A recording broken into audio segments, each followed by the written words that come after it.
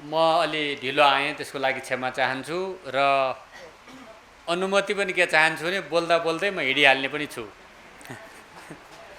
त्यसमा यहाँहरूले पक्कै पनि रिसानी माफ हुनेछ। मैले चलिरहेको बैठकलाई स्थगित गरेर आधा घन्टाभित्र त्यहाँ पुग्ने शर्तमा म यहाँ आइपुगेको छु। एउटा बैठक मेरो चलिरहेको छ। मैले नै आफैले सञ्चालन गर्ने बैठक भएको हुनाले म त्यहाँ जानुपर्ने बाध्यता छ। यो कुरा मैले जानकारी गराएँ र यहाँहरू यत्रो ठुलो एउटा उपस्थितिमा यहाँ जुन कार्यक्रम सम्पर्क मञ्चको कार्यक्रम भइरहेको छ, एउटा उत्साहका साथ यहाँ उपस्थित हुनुभएको छ, यसले मलाई थप उत्साहित बनाएको छ। म नेता कामरेडलाई धन्यवाद दिन चाहन्छु। र मैले धेरै कुरा भन्नुपर्ने छैन। अध्यक्ष कामरेड प्रचण्ड आउने भनेको कार्यक्रम थियो, उहाँ यस्तै विशेष परिस्थितिवश आउन पाउनु भएन। उहाँको मलाई पनि निम्ता थियो, तर अहिले म उहाँको विकल्पमा उहाँले त्यहाँ जा, मेरो सट्टा तैँले काम गरेर आइज भनेर उहाँको आदेश समेत, यहाँको अनुरोध समेतमा आएको छु। त्यस कारणले अध्यक्ष कामरेडको तर्फबाट पनि उहाँ आउनु नपाउनु भएकोमा यहाँहरूले त्यसलाई बुझिदिनु हुनेछ भन्ने कुरा पनि म राख्दै थोरै विषयवस्तु यहाँ समक्ष राख्न चाहन्छु। नेपाली राजनीति एउटा उतार चढावका बिचबाट अगाडि बढिरहेको छ। हामीले विशेष गरी संविधान निर्माण गर्दा निर्माणको सन्दर्भमा संसदमा एउटा छलफलहरू गरेका थियौँ।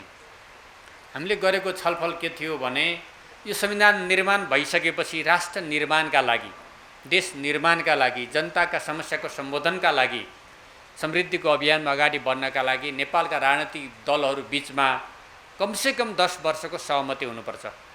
त्यो सहमति गरेर सबै ध्यान राष्ट्र निर्माणमा केन्द्रित भएर अगाडि जानुपर्छ भन्ने हामीले छलफल बहस गरेका थियौँ। सबै नेताहरू त्यसमा सहमत हुनुहुन्थ्यो। जब हामी संविधान निर्माण गऱ्यौँ र घोषणा गऱ्यौँ, अर्को दिनदेखि अस्वस्थ प्रतिस्पर्धा राजनीतिक पार्टीहरूमा देखा पर्यो। त्यो छलफल र प्रतिबद्धता त्यहाँ काम लागेन, यहाँहरूलाई थाहा छ। त्यसपछि त्यहाँ विभिन्न सरकारहरू ढले बने, यहाँहरूलाई थाहा नै छ। निर्वाचनको घोषणा भयो।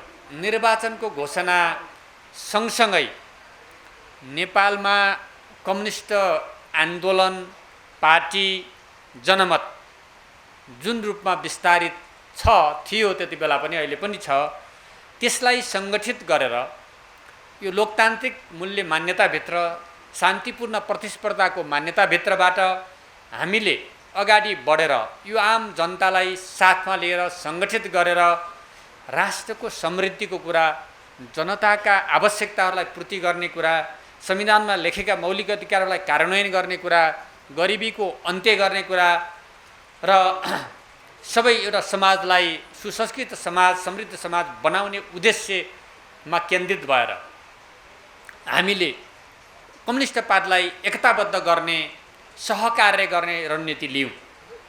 त्यो रणनीति अन्तर्गत हामी अगाडि बढ्दै गर्दा हामीले तय गरेका सैद्धान्तिक मान्यताहरू, हामीले सहमति भएका सङ्गठनात्मक मूल्य सिद्धान्तहरू, हामीले स्वीकार गरेका कतिपय समझदारीहरूलाई अगाडि बढाउने क्रममा त्यति बेलाको एकताबद्ध पार्टीको मुख्य नेतृत्व सहमत नहुनु र त्यो दिशातिर अगाडि बढ्न नचाहनु र त्यसलाई कसरी हुन्छ भत्काउने, बिगार्नेतिर लाग्नुको कारणले, नाम किन लिइराख्नु पर्यो दुःख गर्नलाई है, कारणले गर्दाखेरि त्यो एकता, त्यो अभियान भनेको दिशातिर जान सकेन। उल्टो संविधानमा लेखिएका कुराहरू, संविधानका मर्म भावना विपरीत निर्णयहरू हुन थाले। हामी मुखदर्शक भएर बस्ने अवस्था भएन, हामीले त्यसको विरोध गर्नुपर्ने अवस्था सिर्जना भयो र हामी एकता गर्न जो सबभन्दा पहिला अगाडि बढेका थियौँ, अध्यक्ष कामरेड प्रचण्ड र म नै थियौँ र सबै साथीहरू हुनुहुन्थ्यो र हामी अध्यक्ष कामरेड प्रचण्ड नै त्यसको विरोधमा उत्रिनुभयो र उहाँको साथमा हामी पनि उत्रियौँ र संविधानलाई नै समाप्त पार्ने, संसद नै समाप्त पार्ने, जनमतलाई समेत अस्वीकार गर्ने गरी गरेका विघटनका विरुद्ध, प्रतिगमनका विरुद्धको आन्दोलनको नेतृत्व अध्यक्ष कामरेड प्रचण्डकै नेतृत्वमा हामी अगाडि बढ्यौँ र अन्य राजनीतिक पार्टीहरूलाई समेत सहभागी गराएर हामी अगाडि बढ्दै जाँदा दुई पटकको विघटनलाई परास्त गरी अदालत समेतको निर्णयका आधारमा अहिले फेरि हामी संसदलाई संविधानलाई एउटा जीवित राखेर अगाडि जाने ठाउँमा आइपुगेका छौँ। यो कुरा हामी सबैलाई ज्ञात छ। मैले पृष्ठभूमिको रूपमा यो कुरा भनेको हुँ।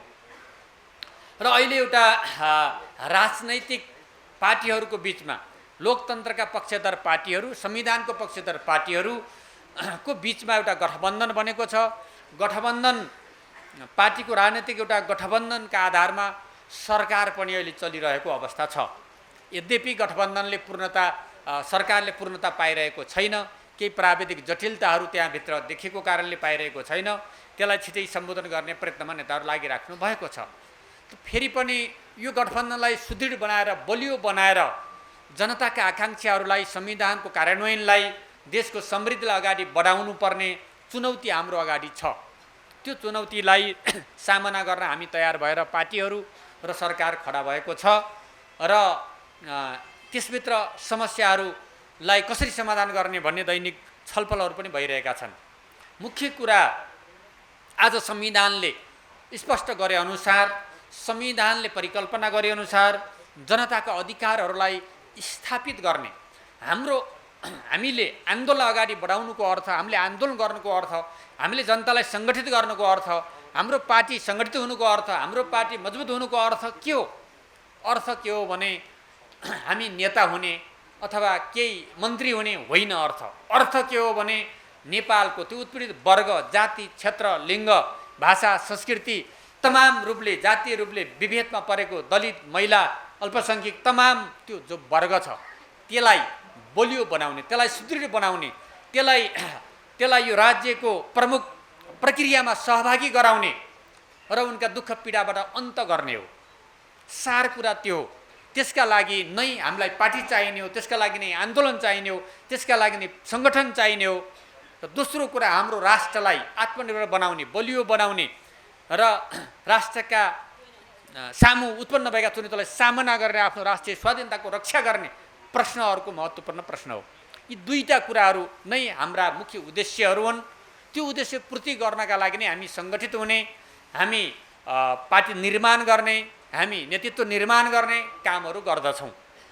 त्यसकारण यति बेला हामीले एउटा समीक्षा गर्नुपर्ने बेला भएको छ।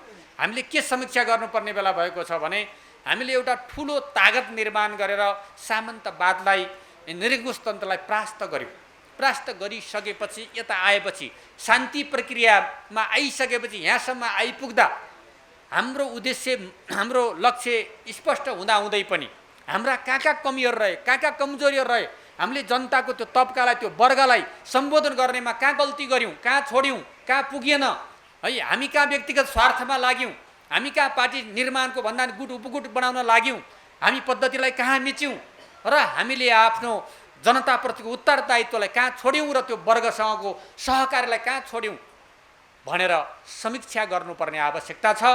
यो भेला, यो सम्पर्क मञ्चको भेला, यो सम्पर्क मञ्चको भेला मात्रै होइन, त्यो पालिकाकै भेला हो। यो त्यहाँ त यति मान्छे छैन होला, यहीँ छ सबै मान्छे होइन। त्यस कारणले यो त्यो पालिकाकै भेला, यो पालिकाको होइन, त्यहाँ भनेको काभ्रे जिल्लाको एउटा आधार राम्रो सङ्गठन भएको क्षेत्र पनि हो। यहाँ सरकार प्रमुख पनि हुनुहुन्छ, हाम्रो नेता कमरेड यहाँ दिननाथजी यहीँ हुनुहुन्छ, प्रमुख हुनुहुन्छ, अरू साथीहरू यहाँ हुनुहुन्छ, पार्टीका सबै साथीहरू तपाईँहरू हुनुहुन्छ। र यसले सिङ्गो काभ्रे जिल्लालाई कता लैजाने भन्ने कुरा पनि र देशको पार्टीलाई कता लैजाने, आन्दोलन कता लैजाने भन्ने कुराको पनि महत्त्वपूर्ण एउटा इन्डिकेट हुने भएको हुनाले पनि हाम्रो समीक्षा गम्भीरतापूर्वक हुनुपर्छ। सरकार पनि छ, सरकारको पनि समीक्षा गर्नुहोस्। सरकार प्रमुखले के गरे त त्यहाँ सरकार भएर?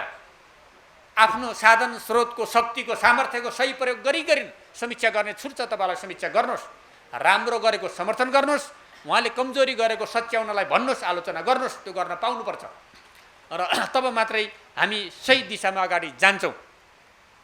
यसरी हामीले समग्र समीक्षा गर्ने र सारमा जनता र वर्गप्रतिको हाम्रो लगावमा कहाँ कमजोरी भयो, कहाँ कमी भयो, त्यो खुट्याएर त्यसलाई सच्याउने ठाउँमा आज हामी छौँ। यो कुरा पहिलो कुरा भन्न चाहन्छु। दोस्रो कुरा, आज पार्टी निर्माणको सन्दर्भमा अस्ति बसेको हाम्रो केन्द्रीय समिति बैठकले पार्टीलाई अब सेलबाट हामीले आज एउटा नारा तय गरेका छौँ, टोलबाट देश निर्माण गरौँ, टोलबाट पार्टी निर्माण गरौँ सेलबाट भन्ने आज नारा हामीले बनाएका छौँ। आज सङ्गठन विभागले बनाएको नारा हो यो है। सङ्गठन विभागको बैठक हामी आज बिहान बसेका थियौँ। देश निर्माण टोलबाट सुरु गर्नुपर्छ, पार्टी निर्माण सेलबाट सुरु गर्नुपर्छ भन्ने हाम्रो नारा छ। त्यस नारा अन्तर्गत अब हामीले टोलबाट भन्नुको अर्थ के हो भने त्यहाँका जनताका समस्याहरू, त्यहाँका जनताका आवश्यकताहरू, त्यहाँका समृद्धिका चाहनाहरू, त्यहाँका गरिबीका अवस्थाहरू, त्यहाँका सामाजिक विभेदहरूलाई अन्त गर्नका लागि हाम्रा पार्टी कमिटीहरू, सेल कमिटी र टोल कमिटीहरू र स्थानीय कमिटीहरूले गर्ने कुरा के हो त भन्दाखेरि उनको लागि कार्यदिशा के हो, तिनको लागि कार्यदिशा भनेको के हो भने के अरे श्रम, रोजगार र उत्पादन, सामाजिक सांस्कृतिक रूपान्तरण अभियान हो। यो दुईटा कुरा, श्रममा गाँसिने, रोजगारी सृष्टि गर्ने, उत्पादनमा सहभागी हुने र समाजमा भएका विभेदहरू, समाजमा भएका असमानताहरू, समाजमा भएका गलत क्रियाकलापहरूका विरुद्ध सङ्घर्ष गर्दै स्वयं समाजलाई रूपान्तरण गर्ने अभियान नै हाम्रा स्थानीय पार्टी कमिटीहरूको कार्यदिशा हो। त्यही हो मार्क्सवाद, त्यही हो माओवाद, त्यही हो आजको समाजवादमा जाने बाटो। त्यहाँबाट सुरु हुन्छ त्यो पाइला। त्यो कुरा कार्यदिशा निर्माण गर्नुपर्छ। र पार्टीको राष्ट्रिय सम्मेलन हामीले पौष 11 गते तोकेका छौँ र त्यहाँसम्म पुग्दाखेरि हामीले मङ्सिरको 15 गते प्रदेश सम्मेलनको आयोजना भनेका छौँ। त्यस पूर्व स्थानीय समितिहरूका हामीले टोल, वडा, पालिकाका सम्मेलनहरू निर्धारण गरेका छौँ। पार्टी सदस्यता नवीकरण लगायतका कामहरू अहिले चलिरहेका छन्। हामीले पार्टी सदस्य नवीकरण, पार्टी सदस्य कसरी बनाउने भन्ने पनि हामीले एउटा प्लान बनाएका छौँ। त्यो के हो भने 1 वडा 3 टोल अनिवार्य, 1 टोल 3 सेल अनिवार्य, 1 सेल बढीमा 15 जना सदस्य हुनुपर्ने। त्यो 1 सेलको वरिपरि महिला र युवाका 15-15 जनाका अरू जनवर्गीय सङ्गठन हुनुपर्ने। यसरी हामी सङ्गठित गऱ्यौँ भने 30 लाख हाम्रो सङ्गठित शक्ति हुँदो रहेछ। 30 लाख त्यो गर्न सम्भव छ। 30 लाखभन्दा धेरै हुन्छ, तर टोलमा गर्ने हो। तपाईँले त्यो 30 लाख गर्ने होइन, तपाईँले गर्ने तपाईँको टोलमा। तपाईँको टोलमा एउटा टोल कमिटी बनाउनुहोस्, 7-7 जना, 15-15 जनाका तपाईँले सेल कमिटी बनाउनुहोस्। सङ्ख्या हेरेर 7-15 जति बनाए नि हुन्छ। र सेल कमिटीको वरिपरि युवाहरूको 15, महिलाहरूको 15 अर्को कमिटी बनाउनुहोस्। त्यति बनाएपछि 30 लाख र सङ्गठित सदस्यको डबल सदस्य, साधारण सदस्य बनाउनु भयो भने 30 लाख सङ्गठित हुन्छ देशैभरिबाट। 30 लाख सङ्गठित सदस्य बनाएर र त्यसलाई अघि भनेको नारासँग जोड्नुहोस्। अघि भनेको नारा श्रम र उत्पादन र रोजगारसँग जोड्नुहोस्। त्यसलाई सामाजिक सांस्कृतिक रूपान्तरणको अभियानमा जोड्नुहोस्।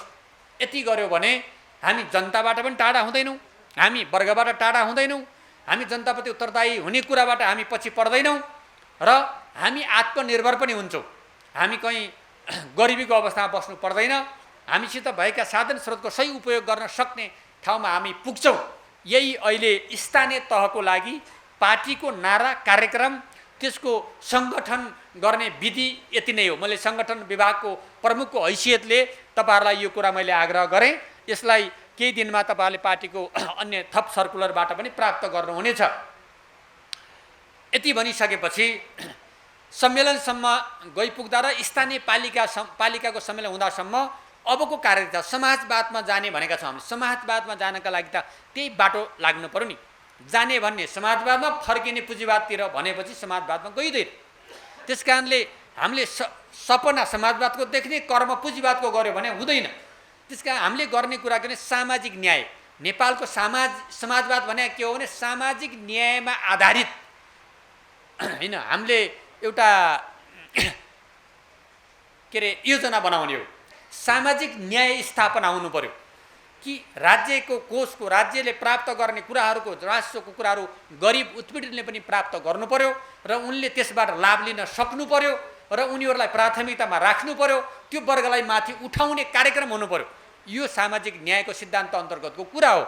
र त्यो सामाजिक न्यायलाई कार्यान्वयन गर्दै जाँदा, मौलिक अधिकारहरूलाई कार्यान्वयन गर्दै जाँदा, एउटा शान्तिपूर्ण प्रतिस्पर्धाको बाटोमा अगाडि बढ्दै गर्दा हामीले एकातिर गरिब उत्पीडित वर्गलाई माथि उठाउँछौँ भने अर्कोतिर समग्र राष्ट्रको आत्मनिर्भरतालाई हामी माथि उठाउँछौँ। यो कुरालाई जोडेर जाने हाम्रो नीति हो। समाजवादमा जानका लागि हामी एउटा समाजवादी क्रान्तिको एउटा तयारीको चरणमा हामी हुनेछौँ। त्यो तयारीको चरणमा हामीले सङ्गठन निर्माण गर्ने, मैले अघि भनेका कुराहरू, उत्पादनसँग गाँसे, रोजगारीसँग गाँसे, सामाजिक सांस्कृतिक अभियानहरूलाई सञ्चालन गर्ने कुराहरू नै हामी गर्नेछौँ। सुशासनको पक्षमा उभिने, भ्रष्टाचारको विरोध गर्ने, व्यक्तिगत स्वार्थका लागि पार्टी होइन, सामूहिक जनताको स्वार्थका लागि पार्टी निर्माण गर्ने उद्देश्यमा केन्द्रित हुने कुरा मुख्य कुरा हो। यो प्रारम्भिक रूपमा हामीले गर्ने काम यो हो। त्यसपछि त्यसका प्रथम चरण, द्वितीय चरण, तृतीय चरण हुँदै हामी समाजवादको दिशातिर अगाडि बढ्न सक्छौँ। हाम्रो राष्ट्रिय सम्मेलनसम्म आइपुग्दा यसको स्पष्ट खाका हामीले सबैको हातमा हामी तपाईँहरूको छलफल बहसबाट हामीले निर्माण गर्नेछौँ। अध्यक्ष कमरेडले यसको संश्लेषण गर्नुहुनेछ। यो एउटा विचार निर्माणको अभियान पनि हो। हामीले हिजो जनयुद्धको बेलामा विचार एउटा केन्द्रित गरेका थियौँ, संश्लेषण गरेका थियौँ, प्रचण्ड पथ निर्माण गरेका थियौँ। प्रचण्ड पथ भन्दा प्रचण्डको नाम जोडिएको थियो। त्यो नाम जोडिएको कुरा मात्रै होइन, लिडर प्रवक्ता भएको कारणले उहाँको नाम जोडियो। त्यसभित्र हामीले आम जनताका भावना, उत्पीडित वर्गका भावना, उत्पादित समुदायका भावना, पछि परेका लिङ्गका भावना, पछि परेका समुदायका भावना, यी सबै लिङ्गीय वर्गीय हिसाबले पछि परेका, क्षेत्रीय हिसाबले पछि परेका सबैको भावनालाई जोडेर सामन्तवादका विरुद्ध जनताको स्वतन्त्रताको, लोकतन्त्रको, गणतन्त्रको एउटा के अभियान हो भन्ने कुरालाई हामीले स्पष्ट गरेका थियौँ। प्रष्ट कुरा थियो। 21औं शताब्दीको जनवाद भन्ने हामीले एउटा अर्को सिद्धान्तको संश्लेषण गरेर जनताद्वारा नियन्त्रित निगरानीमा राखिएको सङ्गठन, पार्टी, सेना भनेका थियौँ र त्यसलाई हामीले प्रचण्ड पथ भनेर नामाकरण गरेका थियौँ। हामीले प्रचण्ड पथ जुन दिन छोड्यौँ त्यो दिनबाट यो पार्टीमा विघटन सुरु भयो, फुट भयो, गुटबन्दी सुरु भयो, अनेक समस्याहरूमा गयो। विचारको केन्द्रीकरणको संश्लेषण कति महत्त्व रहेछ भन्ने कुरा आजभोलि आएर हामीले बुझेका छौँ। त्यसकारण हामी यो राष्ट्रिय सम्मेलनसम्म जाँदा बहस छलफल गर्दै हामी समाजवादतिर अगाडि बढ्नको लागि, सामाजिक न्यायलाई स्थापित गर्नका लागि, यो देशबाट गरिबी अन्त्य गर्नका लागि, यो देशमा समाजमा भएका विभेदलाई अन्त गर्नको लागि हामी के हो त हाम्रो विचार भन्ने कुरा हामी संश्लेषण गरेर मुलुकको अगाडि, संसारको अगाडि हामी त्यसलाई सार्वजनिक गर्नेछौँ, घोषणा गर्नेछौँ। हाम्रोको अहिलेको मिसन यो हो। यो मिसनमा जाँदै गर्दा अघि मैले भनेको सङ्गठन 30 लाखलाई हामी सङ्गठित गरेर पनि सँगसँगै लैजानेछौँ, जो वर्गीय रूपले पनि अर्को रूपले पनि हाम्रो साथमा रहनेछ। र अब हाम्रो अर्को दायित्व भनेको राष्ट्र निर्माणको दायित्व छ। राष्ट्र निर्माणको, राष्ट्रको समृद्धिको दायित्व छ। यो सँगसँगै हामी राष्ट्र निर्माणलाई अगाडि बढाउनका लागि राष्ट्रलाई आत्मनिर्भर बनाउने नीति, कार्यक्रमहरू, योजनाहरू बनाएर हामी यही औद्योगिकरण कसरी गर्ने, हाम्रो स्रोत साधन कसरी प्रयोग गर्ने, हामी अब गरिब राष्ट्रबाट हामी सम्पूर्ण राष्ट्रमा तिर अगाडि बढ्ने भन्ने कुराहरू पनि सँगसँगै बनाएर हामी जानु छ। ती कुराहरूलाई हाम्रो स्रोत साधनको उपयोग, परिचालन, युवा शक्ति, श्रम शक्ति, युवा बहुल जनशक्तिको सदुपयोग गर्ने कुराहरू पनि हामी नीतिगत रूपमा स्पष्ट रूपमा गर्नुपर्नेछ। त्यो पनि सँगसँगै गर्दै जानेछौँ। यो हाम्रा कार्यभारहरू हुन्। अब रह्यो कुरा,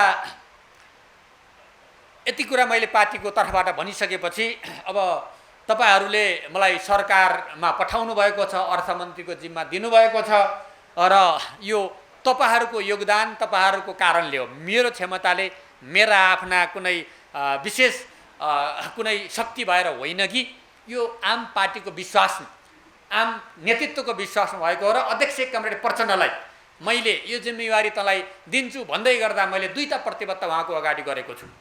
एउटा प्रतिबद्धता मैले के, त्यहाँ गएर मैले जनताको पक्षमा है, पार्टीको पक्षमा, जनताको पक्षमा, राष्ट्रको पक्षमा केही न केही सन्देश, अहिले लामो समय नहोला, सन्देशमूलक भए पनि म केही न केही सन्देश दिन्छु, सकारात्मक सन्देश दिनेछु भन्ने एउटा प्रतिबद्धता मेरो।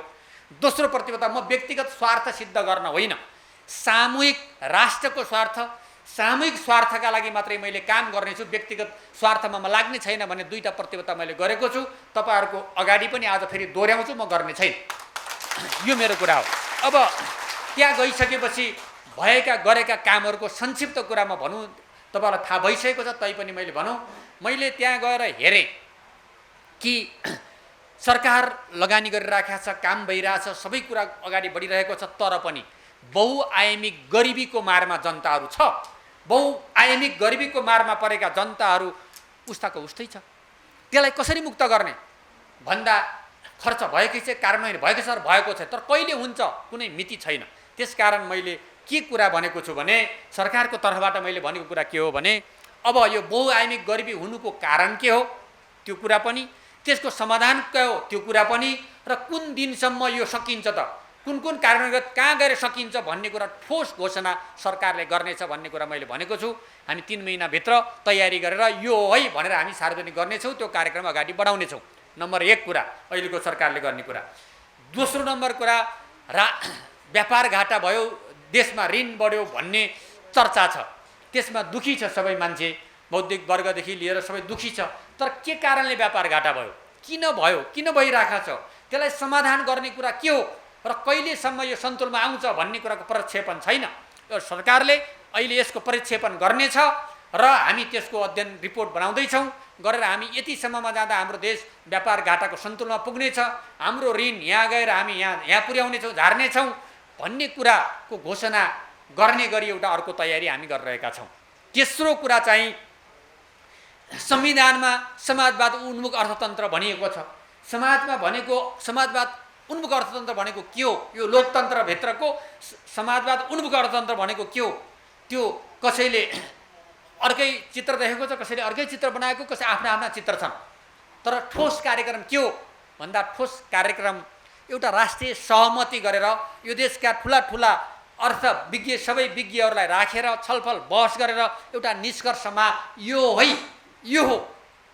समाजवाद उन्मुख अर्थतन्त्र भनेको यो न्यूनतम जनताको हैसियत यो हुनुपर्छ, न्यूनतम जनताका सुविधा यति हुनुपर्छ र देशलाई यहाँ पुर्याउनुपर्छ भन्ने कुराको सरकारले सार्वजनिक गर्नेछ, योजना बनाउनेछ र कार्यान्वयन गर्नेछ। यी रणनीतिक महत्त्वका 3वटा कुराहरू मैले भने। अब अर्को कुरा, आज बेरोजगारीको समस्या छ देशमा, रोजगारीको अवस्था छैन, बेरोजगारीको समस्या छ। तर बेरोजगार छौँ भने कति छौँ, कुन स्तरका छौँ, कुन क्षमताका छौँ, को श्रम मात्रै गर्ने हो, को सिप सहितको छ, कसको दक्षता कति छ भन्ने कुराको डेटा छैन। यो समग्र युवाहरूको, श्रमिकहरूको, बेरोजगारहरूको डेटा ल्याएर त्यसको पहिचान गरेर त्यसको स्पष्ट यो हाम्रो अवस्था भनेर पहिला हामी त्यसलाई स्पष्ट गर्ने। दोस्रो कुरा तिनीहरूलाई तालिम दिने, दक्ष बनाउने। तेस्रो कुरा तिनको लागि रोजगारी खोज्ने, विभिन्न कार्यक्रममा त रोजगारी खोज्ने भनेर हामीले कार्यक्रम मैले अगाडि सारेको छु सरकारको तर्फबाट। यो अर्को कुरा तपाईँहरूलाई म स्पष्ट गर्न चाहन्छु। यो सन्दर्भमा 3टा कुराहरू छ यसको लागि। 3टा कुरा। एउटा कुरा के छ भने प्रत्येक पालिकामा 500 युवाहरूलाई स्वरोजगार बनाउन सहुलियत ऋण प्रदान गर्ने भन्ने कुरा छ। त्यसको लागि तलबाट युवाहरूले आफ्नो के काम गर्ने हो भन्ने कुराको प्लान बनाएर त्यो काममा अगाडि बढ्न है सबै युवाहरू, त्यो कोही माओवादी पार्टीका युवा मात्रै होइन, सबै युवाहरू त्यसमा लाग्नमा आह्वान गर्दछु। त्यसले गर्दाखेरि लगभग कति 3 लाखभन्दा बढी युवाहरू स्वरोजगार हुनेछन्। एक। दोस्रो कुरा, मैले श्रम सहकारीको एउटा मोडालिटी अगाडि सारिएको छ सरकारको तर्फबाट। श्रम सहकारी गठन गर्न पाउने श्रम ऐनमा व्यवस्था छ, खरिद ऐनमा पनि उपभोक्ताहरूले काम गर्न पाउने व्यवस्था छ।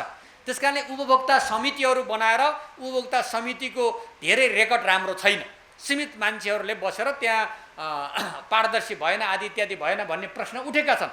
समाजमा उपभोक्ता समितिमा बस्नेहरूलाई त्यति सकारात्मकले हेर्ने गरिँदैन। त्यो कुरा भन्दा पनि श्रम सहकारी 50 जनाभन्दा बढी हुनुपर्छ, 50 जनाभन्दा कमको हुनु हुँदैन। 50 जनाभन्दा बढीको श्रम सहकारी बनाएर ती श्रम सहकारीहरूले के गर्नेछन्, पहिला त्यहाँका श्रमयोग्य युवाहरूलाई सङ्गठित गर्नेछन्, नम्बर 1। दोस्रो कुरा, तिनलाई तालिम दिनेछन्, दक्ष बनाउनेछन्, नम्बर 2। नम्बर 3, तिनले श्रम कहाँ छ, मानव ठुलो हाइड्रो पावरमा काम छ, 1000 श्रमिक चाहियो भने त्यहाँ पठाइदिने, संस्थागत रूपमा पठाउनेछन्। त्यसो गर्दा त्यहाँ गएर त्यो सुरुङ खन्ने मजदुर ठगिँदैन। पहिला त्यसको ज्याला निर्धारण हुन्छ, सम्झौता हुन्छ, अनि त्यहाँ जान्छ र उसले आफ्नो ज्याला पाउँछ, ठगिँदैन। अहिले लकडाउनबाट मलाई थाहा भयो धेरै श्रमिकहरू विभिन्न ठाउँमा छरिएर ठगिएको अवस्था छ, आज पनि आएर हिजो पनि आएर रोइ कराइरहेको अवस्था छ। त्यसकारणले तिनीहरूको व्यवस्था यसरी गर्छ, एउटा कुरा।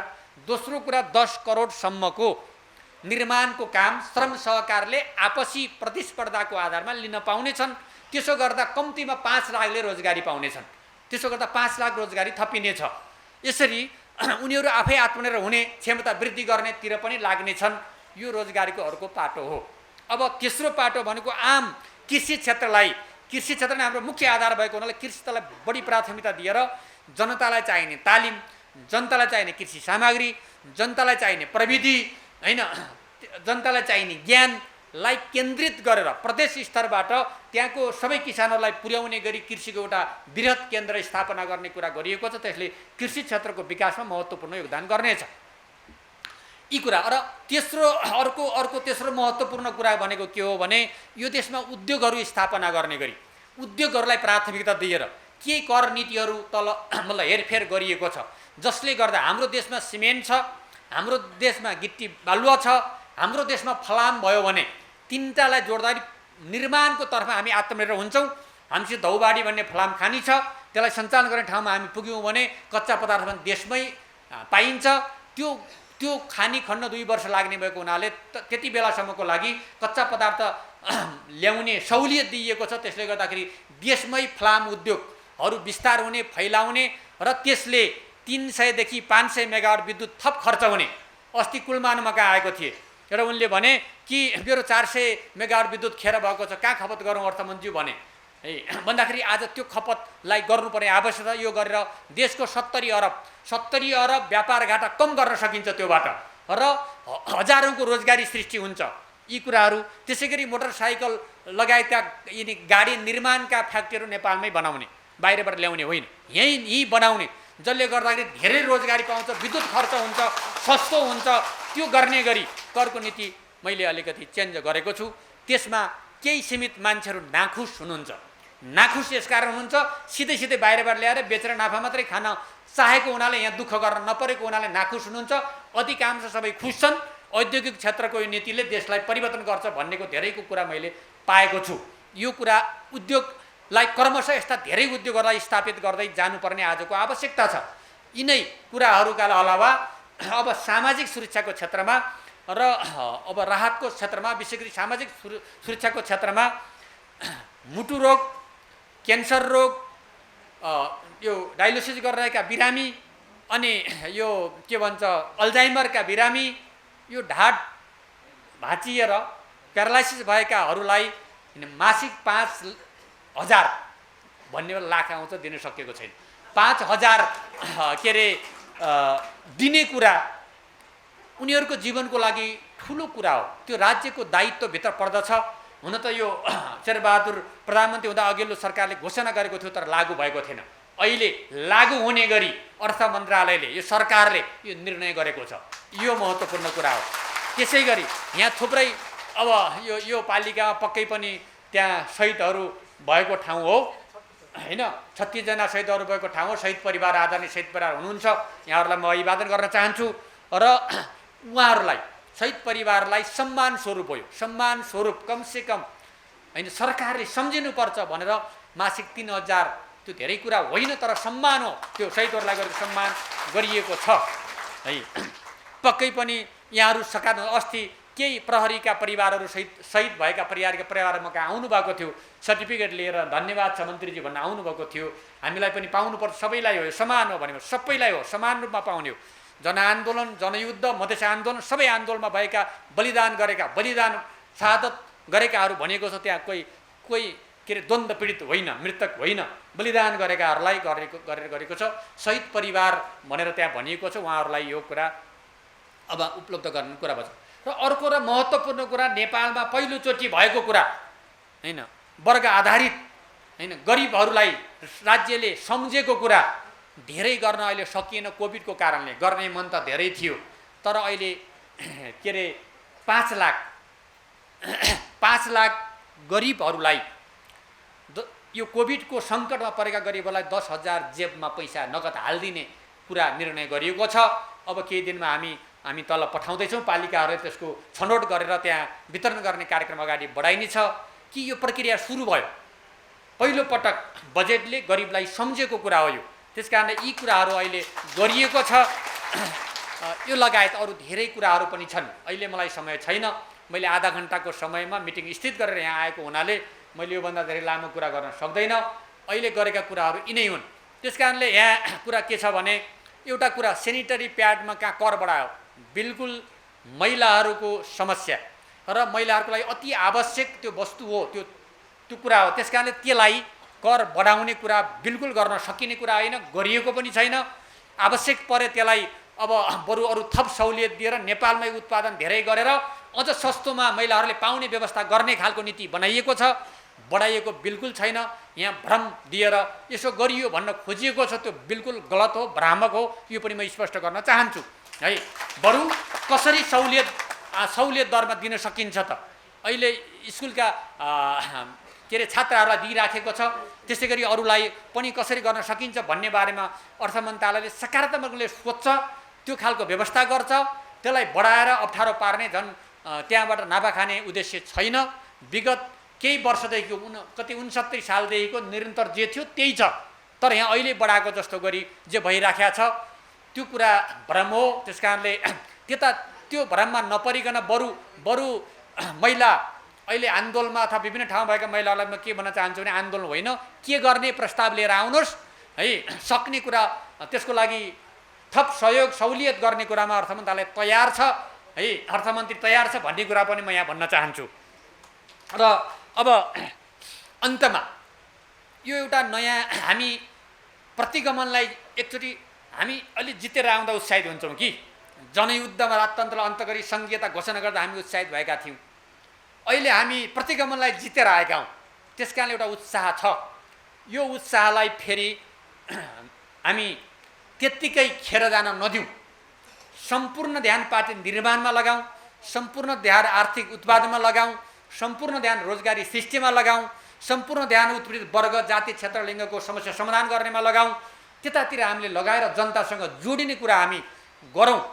यो हाम्रो लागि एउटा फेरि अर्को एउटा फेरि आएको अवसर हो। यो अवसरलाई हामी प्रयोग गरेर अगाडि गयौँ भने पार्टीगत रूपले पनि हामी सबैभन्दा बलियो पार्टी हुने है प्रश्न छ। हामी हुन्छौँ।